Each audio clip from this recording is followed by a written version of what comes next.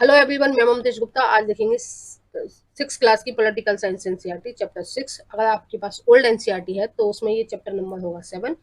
और इससे पहले हमने 5 चैप्टर कंप्लीट कर लिए हैं। अगर आपने नहीं देखे हैं तो ये जितनी भी प्लेलिस्ट लगी हुई है ये सभी मैंने पढ़ाई है। और जो सबसे ऊपर वाली प्लेलिस्ट है 6th 7th और 8th क्लास की पॉलिटिकल साइंस की, आप उस पर क्लिक करके इस बाकी के 5 चैप्टर की थ्योरी देख सकते हैं। अगर आपको एमसीक्यू देखने हैं तो आप दूसरी प्लेलिस्ट जो 6th 7th 8th की एमसीक्यू वाली प्लेलिस्ट है पॉलिटिकल साइंस की, आप उस पर क्लिक करके इसके एमसीक्यूज भी देख सकते हैं।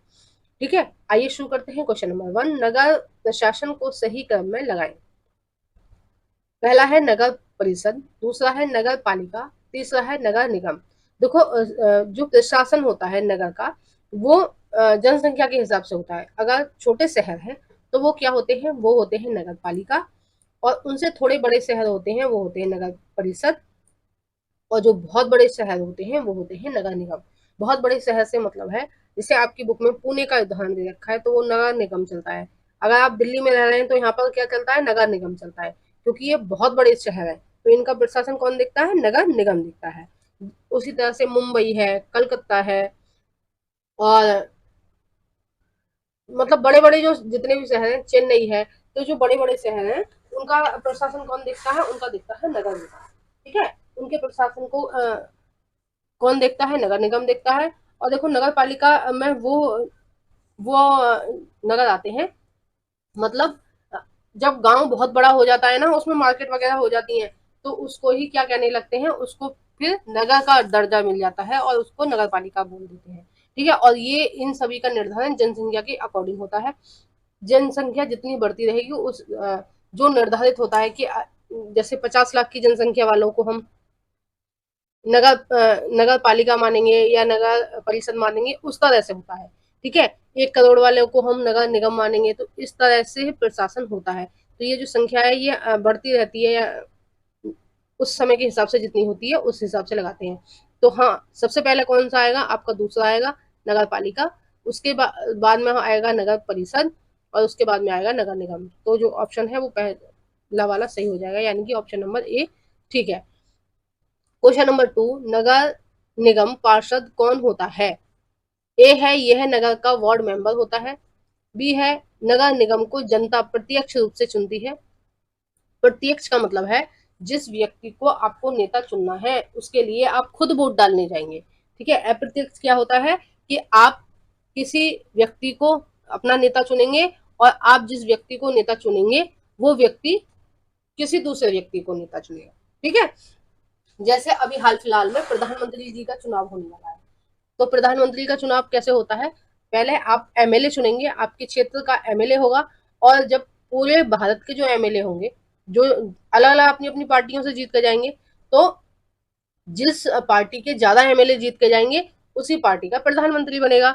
अगर कांग्रेस के जीत के जाएंगे ज्यादा एमपी, ठीक है, तो अगर कांग्रेस के ज्यादा एमपी जीत के जाएंगे तो कांग्रेस का प्रधानमंत्री बनेगा। और उसके ज्यादा जीत के जाएंगे, बीजेपी के ज्यादा जीत के जाएंगे तो बीजेपी का प्रधानमंत्री बनेगा।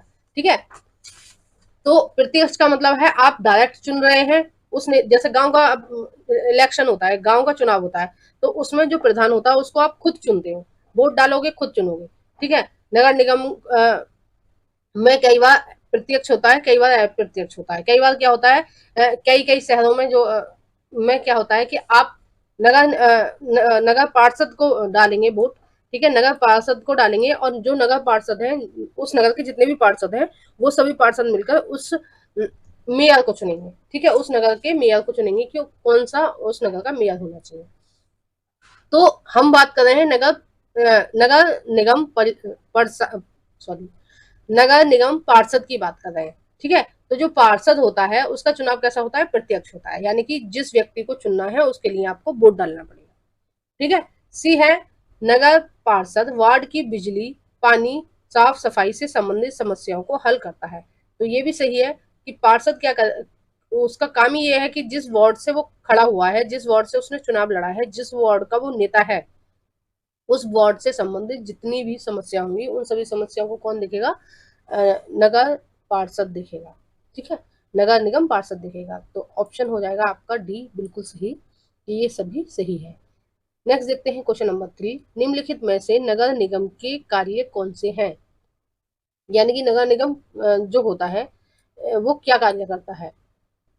ठीक है, पहला है नगर की साफ सफाई व्यवस्था देखना, दूसरा है नगर की सड़क व्यवस्था को दुरुस्त करना, तीसरा है घर कर यानी कि हाउस टैक्स, वाटर टैक्स या लाइट टैक्स, ठीक है, पानी का, बिजली का आदि का संग्रहण करना यानी कि इकट्ठा करना, और चौथा है आपका नगर में चिकित्सा सुविधा मुहैया कराना। ठीक है, तो इसका जो ऑप्शन सही हो जाएगा वो हो जाएगा सी हो जाएगा कि ये सभी सही है। ठीक है, पहला, दूसरा, तीसरा और चौथा ये सभी क्या है? सही है। नेक्स्ट देखते हैं क्वेश्चन नंबर 4, निम्नलिखित में से नगर निगम की आय का स्रोत नहीं है। यानी कि हमें ये देखना है कि कहाँ से नगर निगम को पैसा नहीं मिलता। ठीक है, एक जगह से नहीं मिलता, बाकी 3 जगह से मिलता है।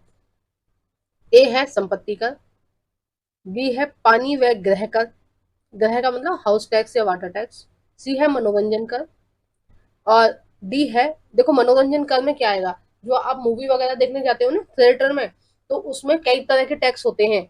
उस आपकी आपको आप जो वो लेते हैं ना टिकट, उसमें मूवी देखने का अलग होता है, और उस हॉल की साफ सफाई का चार्ज अलग होता है ना, और उसमें जीएसटी, आजकल तो जीएसटी लेते हैं, सब पर जीएसटी होता है ना। तो इस तरह से बहुत कई सारे टैक्स उसमें होते हैं। जो आप मूवी देखने जाते हो उसमें, उसको ही मनोरंजन कर बोलते हैं।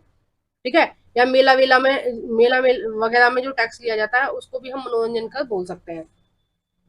तो उस टैक्स से किसकी आमदनी होती है? वो टैक्स उसके पास आता है, नगर निगम के पास आता है, और उस टैक्स का प्रयोग जो नगर निगम है वो किस में करता है?